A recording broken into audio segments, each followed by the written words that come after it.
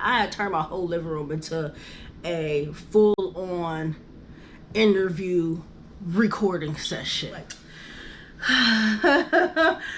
Anyway, and that made me feel even more bad. And I was just dealing with nothing but like negativity and just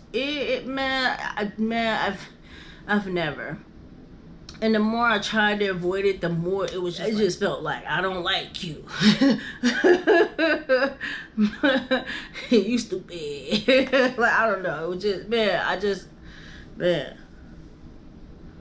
wish I didn't do it. It's not even that it was physical abuse, it's just that it was leading that way. A few weeks before I gave birth to the baby, me and the father got into an argument, and I'm not gonna lie, I'm a fighter. I think I swung at him or something, and he grabbed my hair and was kind of yanking me across my own porch. And so like I said, after I got out the hospital, the first day I came home, the first day I brought the baby home, my mother and my second oldest daughter get into a fight. They're arguing, they're screaming. I wasn't gonna provide this information, but this hurt me to my core. My mother was saying like hateful stuff to my child. You know, it's to the point where she was saying such things, such negative things. I'm crying and screaming because it hurts me as if she's talking to me and tell me how I was wrong for not punishing my daughter because she felt like my daughter was out of hand for the way that she responded. Anywho, I'm disturbed because this literally was the same day that I just got home delivering my newborn child. She literally had not even been home for a whole 24 hours yet. So about a day or two after this, now me and my daughter's father, we argued even in the hospital. Like talking to him was like talking to a brick wall. It was like no matter how much I tried to encourage things, it's like his perspective was like, no it ain't, cause this is that did. I'm saying all this because by day 6, the baby has been home for 3 days. So the baby is 6 days old now. I'm breastfeeding the baby. It's literally in the middle of the night. I don't know if it was 2 o'clock in the morning, 3 o'clock in the morning, but the baby gets up every 2 hours to eat. And so that's another put the baby on just so I can lay down, you know? That's always been my motto. Get more sleep so I can get the rest of the stuff I need done. Anyway, sorry to drag this out so long, but he's yelling at the fact, oh, you went to sleep while you're feeding the baby and the baby could have fell on the floor, da da da. And I've had it. At this point, it's like, please, just leave me alone. Like, the baby's here. I'm supposed to be excited. Everybody's supposed to be excited. We ain't supposed to be arguing about nothing. We're supposed to be just loving on this baby, but just arguing and fighting. This is ridiculous, and this is what I'm not gonna do. So I got up. Mind you, it's like 3 o'clock in the morning. I probably had just went to sleep. We're arguing, and I got so frustrated. I went to grab my coffee pot, pick it up to bash him across the head. At least that's the thought that flashed in my mind. And then he, in return, went to raise his hand, pretty much to cock back like he was about to hit me. And I lost it. I lost my fucking mind, okay? I screaming at the top of my lungs. I screamed so much, so hard, and so loud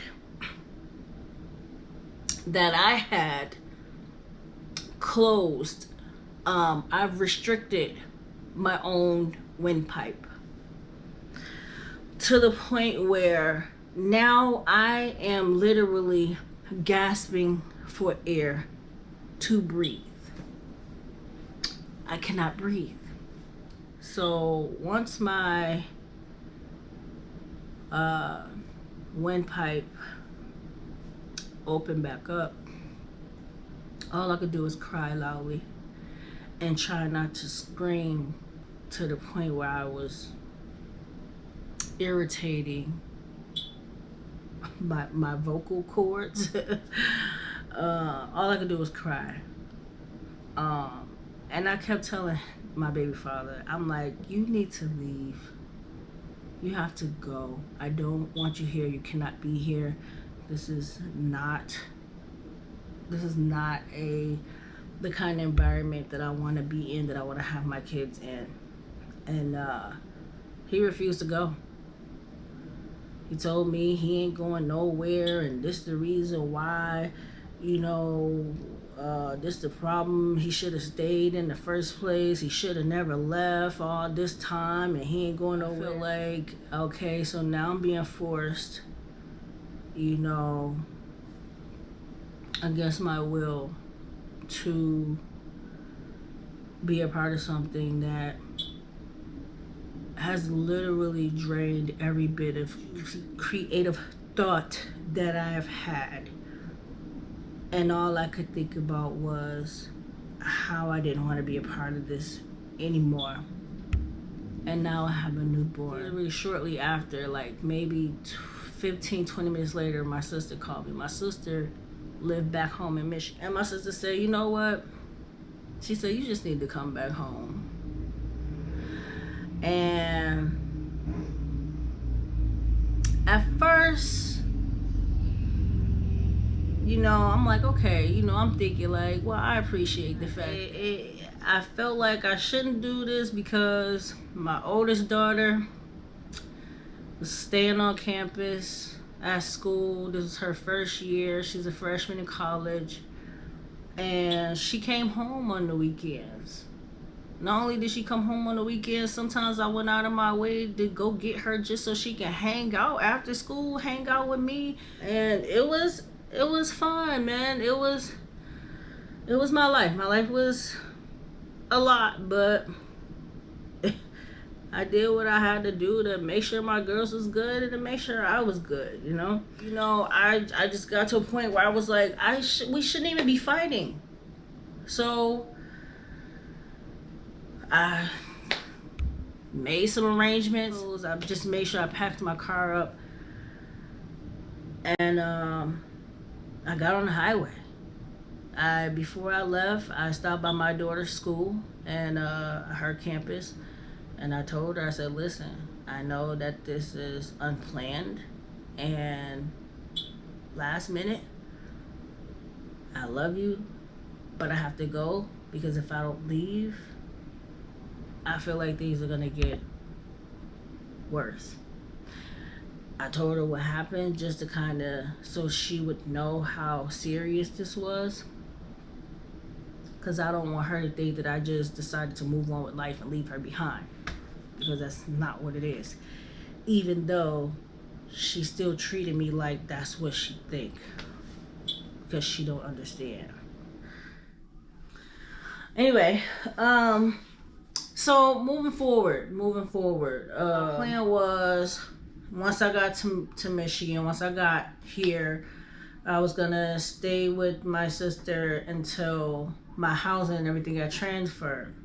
So everything went according to plan, except me really kind of having one solid place to stay at. So I managed to get my housing transferred. By the time my house got transferred, I just thought finding a place was gonna be easy. Nope. No, it was not. Everywhere I went, nobody wanted to accept housing. So in the middle of all of this, during the time I was staying at my grandmother's house, so I finally was checking my emails, and the people pretty much scheduled a hearing date. They decided to push through. The date was coming up, so I went forward with the date. We negotiated some numbers. So just to make a longer story short, they ended up settling out of court, and they ended up giving me a check before they agreed to give me the money. They really didn't want to give me the money. They was just like, well, we'll give you the apartment. And I was at the point like, I didn't even want it anymore. No, I went through all of that. Like, I gave my landlord a 30-day notice and all of that stuff. And so this was supposed to guarantee or solidify my move.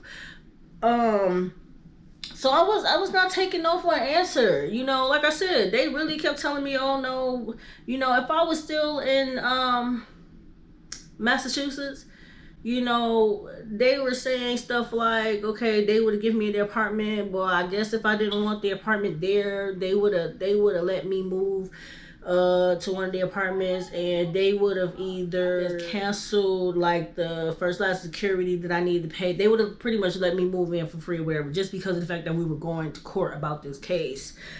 But because of the fact that I was all the way across country, you know, I just was like, I cannot. I can't do it. By the time this decision came up and was final, it was like right before New Year's, I feel like. So